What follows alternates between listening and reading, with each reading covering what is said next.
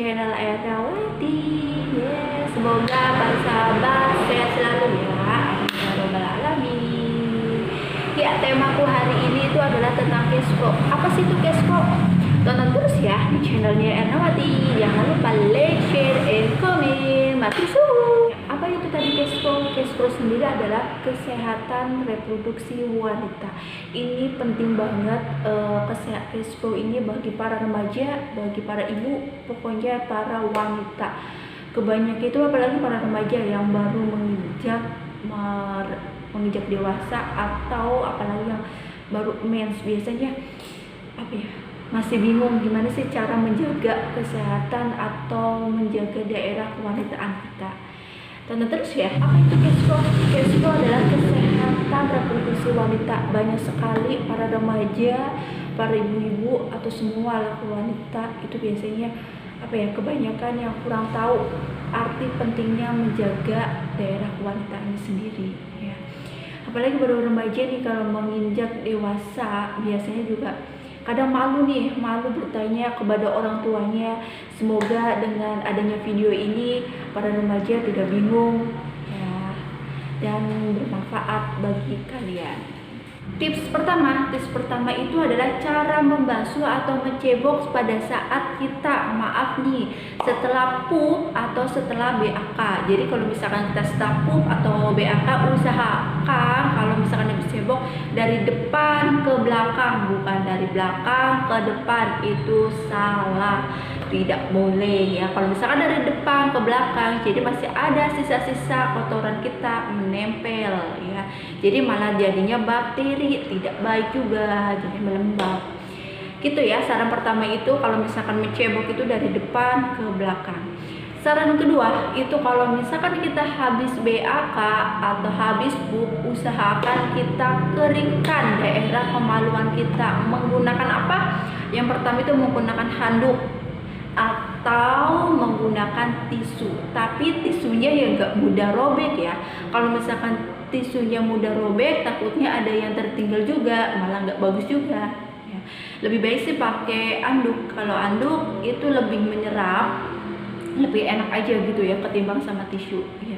Tapi terserah, kalau misalkan ada anduk pakai anduk, kalau misalkan ada tisu pakai tisu. Kalau misalkan tips ya ketiga itu, jangan pernah menggunakan sabun. Mau sabun semahal apapun, jangan pernah menggunakan sabun untuk mencuci daerah kewanitaan kita, nggak boleh ya.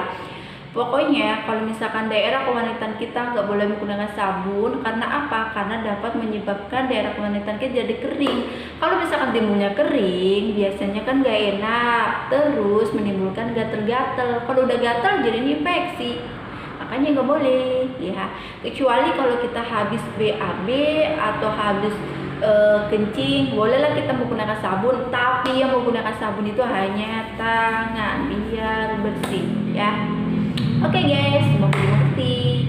Terus tips selanjutnya itu jangan pernah menggunakan antiseptik apapun. Terus jangan menggunakan sabun wangi-wangi atau apapun itu, jangan ya. Karena apa? Soalnya kan daerah kewanitaan kita adalah lembab. Takutnya pH itu ada kelembaban daerah wanita kita jadinya berkurang. Istilahnya begini, daerah kewanitaan kita biasanya ada yang namanya bakteri. Istilah yang gampang dicernanya ya, ada yang namanya bakteri jahat dan ada yang namanya bakteri baik.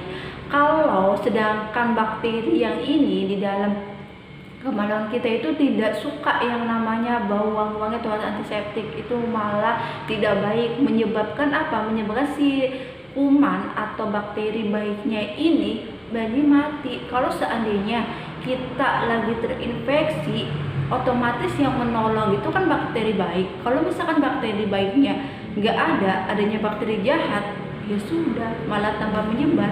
Makanya itu ya tidak disarankan menggunakan antiseptik atau wangi-wangi apapun untuk daerah kewanitaan kita, tidak boleh ya. Tips selanjutnya atau tips nomor 5 itu jangan sering menggunakan WC umum. Kalaupun kita harus memilih dan adanya kita harus pergian kita kemudian mau kencing atau pup, pilihlah toilet yang pertama yang duduk atau yang jongkok.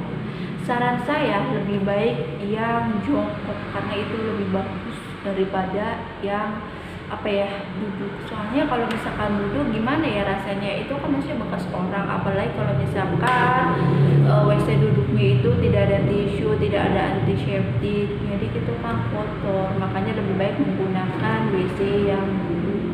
Dan pada saat kita mencebok, ya gunakanlah, jangan menggunakan air yang ditampung di kamar mandinya, ya. Gunakanlah air yang mengalir. Kalau bisa bawalah botol atau apalah ya jenis air yang bersih untuk membilasnya juga, ya guys. Itu tips kalau misalkan kita bepergian menggunakan WC. Tips yang terakhir yaitu adalah tips ketujuh, itu adalah tentang celana dalam. Jadi ini kebanyakan para remaja atau ibu-ibu biasanya pasti pada banyaknya itu memilih celana dalam yang ngepres atau ketat. Itu sebenarnya tidak boleh. Karena apa? Kalau kita menggunakan celana dalam yang ketat, otomatis sirkulasi darah yang mengalir ke daerah kemaluan kita jadinya terganggu, terhambat, terus mengakibatkan jadi mengakibatkan belang. Itu tidak boleh menggunakan celana ketat. Gunakanlah celana dalam yang nyaman, terus mudah menyerap keringat juga. Terus sering ganti celana dalam minimal sehari 3 kali. Kalau misalkan orangnya itu sering berkeringat di daerah kemaluannya, ya sering banyak juga ganti celana dalamnya, ya. Daerah kemaluan kita juga tetap sehat, higienis, bersih, ya. Itu tips tentang kesehatan reproduksi wanita. Semoga para remaja dan ibu-ibu dapat mengerti yang tadi saya jelasin, ya. Oke, sekian dari video saya, semoga bermanfaat. Assalamualaikum warahmatullahi wabarakatuh. Jangan lupa share, like, dan komen. Matur suwun.